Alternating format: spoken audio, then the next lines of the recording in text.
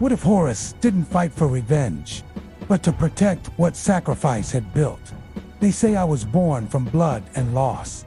The moment my lungs filled with air, the air itself trembled with grief.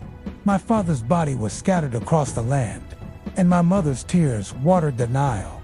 I was a child shaped not by joy, but by absence.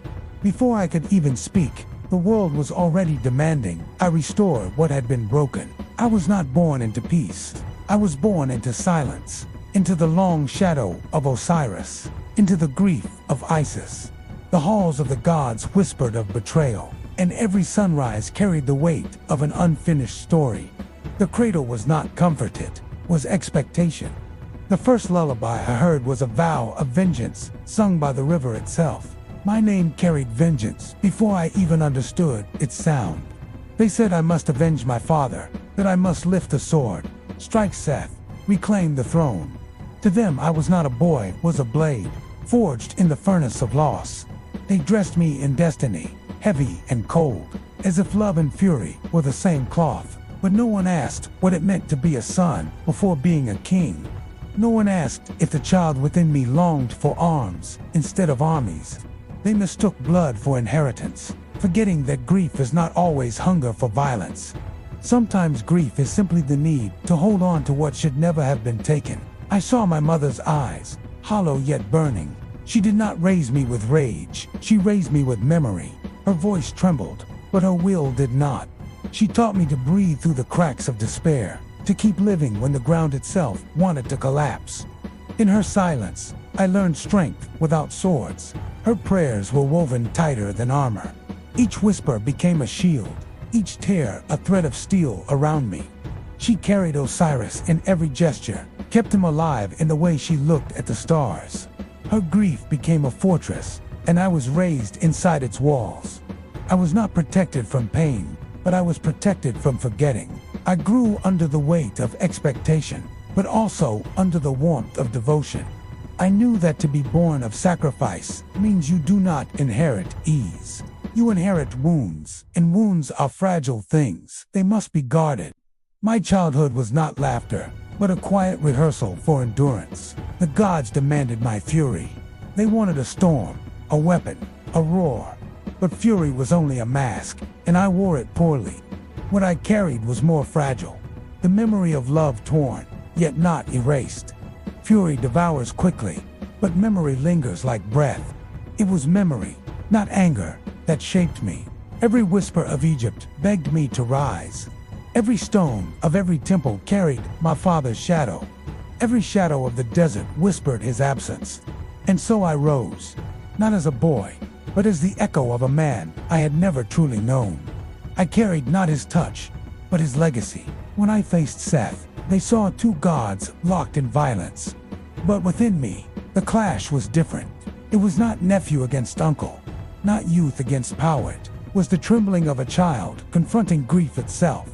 My body fought a figure of chaos, but my soul wrestled with the silence that had stolen my father. The clash was thunder and sand, blood and roar. Yet deeper still, it was silence breaking, history shattering. Each strike was not against my uncle. It was against despair, against the lie that violence was all Egypt could inherit. In my wounds, I felt the voice of the Nile itself, asking if legacy was more than bloodshed. He laughed as the desert trembled. Seth thought rage alone fueled me, that I was nothing more than a vessel of fury. But within me was something heavier, the weight of every prayer whispered by the broken, every hand that trembled at the thought of another night without peace. I was not rage, I was burden. When his strike came, my vision faltered. My eye was torn from me, ripped into emptiness, a star falling into shadow. The world gasped at my weakness, but I did not. For in the darkness that followed, I felt a strange clarity. The eye was gone, but the truth remained, because sight is not always vision. And sometimes, the eye must be lost, so the soul can finally see. Pain opened doors no light ever could. Through the hollow space where vision once lived, I learned that brokenness can still reveal eternity. The wound burned, but in that burning I understood. Pain does not end legacy. Pain defines it. The scar became not a reminder of loss, but a mark of survival. My wound was not silence, it was testimony. I was scarred, yes, but I was not undone. The throne they spoke of was never built on victory, it was built on endurance. Victory fades, endurance remains.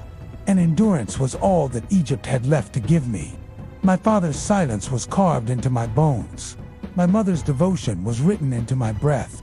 Together they wove me into something the gods had not expected, a child who did not rise from rage, but from remembrance. Egypt itself cried out not for conquest, but for calm, not for more red staining the Nile, but for the endless blue of the sky above it. The people longed not for vengeance, but for continuity. And I realized then, the falcon does not rise to conquer.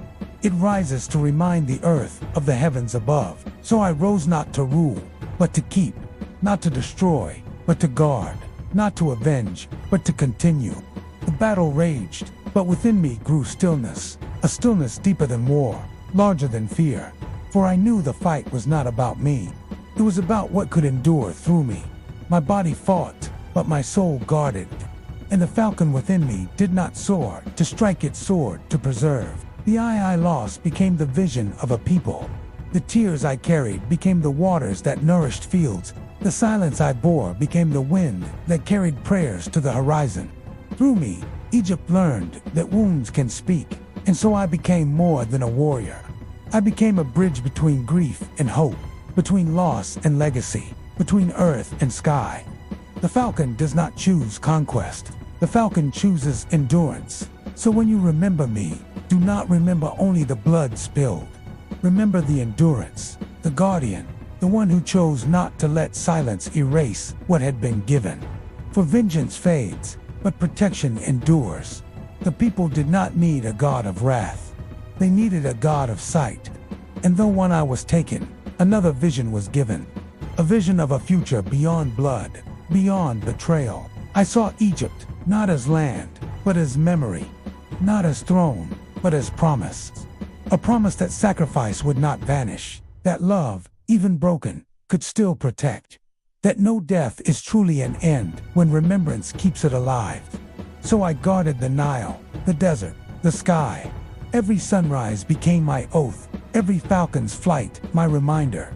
The sky itself became my temple, and in its endless expanse, I swore never to abandon what had been entrusted to me. I was not only son of Osiris, nor only child of Isis. I was the voice of what they had built together, the proof that even shattered love can still build something unbreakable. So let them call me warrior, let them sing of battles. But I know the truth. I was not vengeance. I was continuity. Not the sword that ended, but the wing that endured. What if Horus was never the god of war, but the god who learned how to preserve peace?